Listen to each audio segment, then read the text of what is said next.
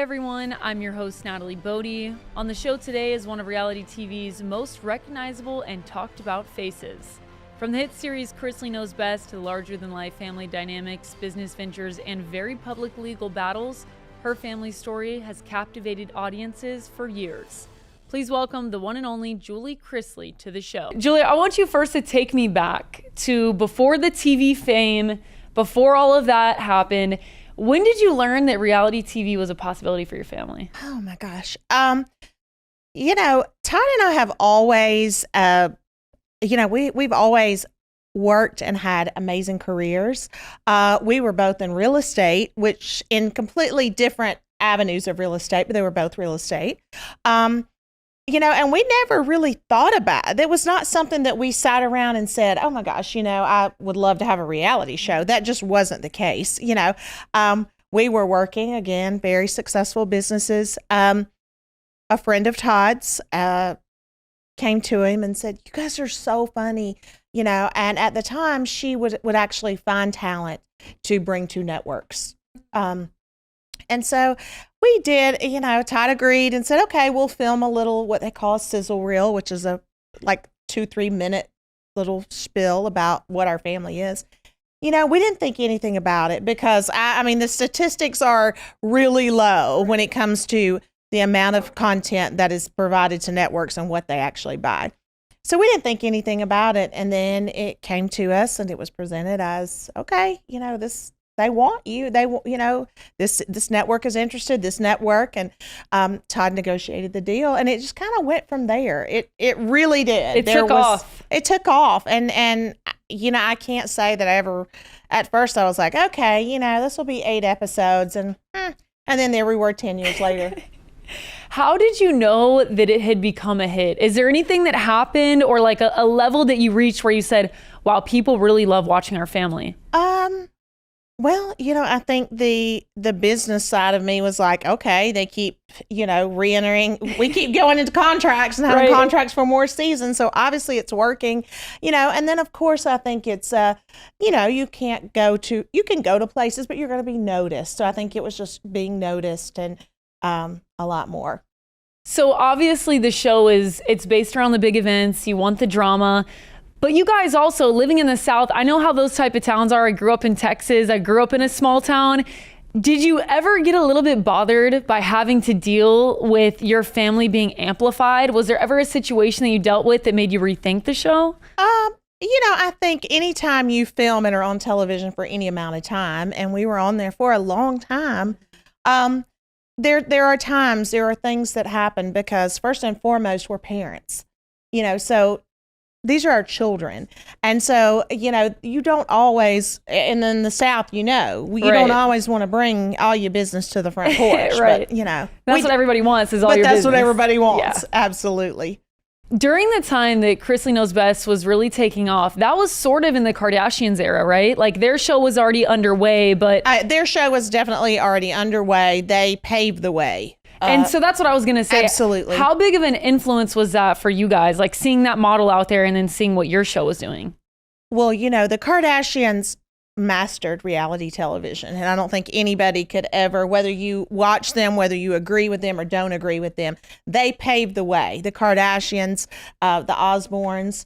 So I think anytime you can glean a little bit from what they've learned and they're obvious just by the amount of followers that they have, the careers that they've taken and forged from this reality show is unbelievable.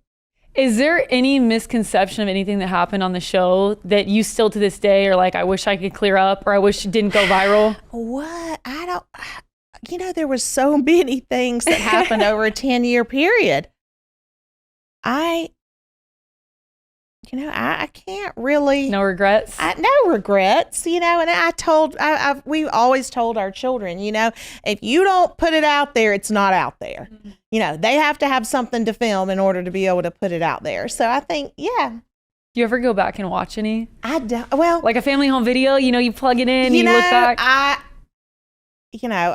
was in prison, and it was on all the time. Wait, what? It was on in there? Oh my gosh! Every time there was a rerun, somebody was watching it. Were they trying to do that on purpose? No. We have lots of fans that are there. No, so I believe it. think, and they would say, "Oh my gosh, Julie, you're on TV. Oh, your show's on, whatever." And I would walk by if it was an episode I'd seen before, and not. So when you were in prison, I gotta say, I've seen some clips of Todd and his experience. Yeah. Your experience seems completely different. I did hard time, girl. So why such a big difference? I think just men and women in general. I had no way of knowing this because I'd never known anybody that had ever gone to prison. I just think men and women do prison differently. Men stick together.